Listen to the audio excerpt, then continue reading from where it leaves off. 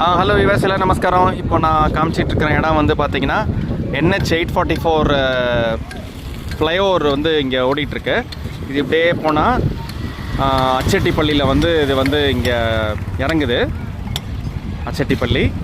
So இப்போது மெயினாக இங்கே என்ன வேலை நடந்துகிட்டு இருக்குன்னா, இந்த மண் வந்து பாருங்கள் ரொம்ப ஹைட்டு, எப்படியும் ஒரு 30 அடி இருக்கும். அது 30 அடிக்கு வந்து இந்த ஃப்ளைஓவர் வந்து மேலே போட்டு மேலெல்லாம் வந்து ரோடு போட்டுட்ருக்காங்க. இங்கே வேலை வந்து ரோடு ரோலர்லாம் வந்து இங்கே உருட்டிகிட்ருக்காங்க.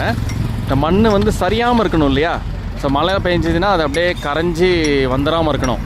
ஸோ அதுக்கு வந்து மெயினாக வந்து இந்த பெல்ட்டு மாதிரி போட்டுட்டு அதுக்கு உள்ளே வந்து அதுக்கும் ஒரு பிளாஸ்டிக் கவர் மாதிரி தெரியுது, அதையும் உள்ளே போட்டுட்டு அதை ஃபஸ்ட்டு வந்து ஃபிக்ஸ் பண்ணுறாங்க.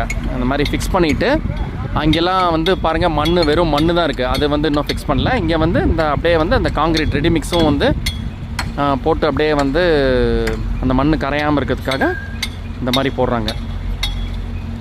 ஸோ இந்த மாதிரி வேலை தான் வந்து இப்போது இங்கே நடந்துகிட்ருக்கு. இதுக்கு முன்னாடி கூட இது வேலை நடக்குமா நடக்காதான்னு சொல்லி கூட ஒரு வீடியோ போட்டிருந்தேன். பட்டு ரொம்ப லேட்டாக தான் வந்து இது ஆரம்பிச்சிருக்காங்க. ஸோ இது இல்லைன்னா கண்டிப்பாக வந்து மேலே வந்து அவ்வளோ வெயிட்டான வாகனங்கள்லாம் போகும். இது இல்லைன்னா என்ன ஆகும்னா நாளடைவில் வந்து இது அப்படியே வந்து கரைஞ்சி வந்துடும் அந்த மண்.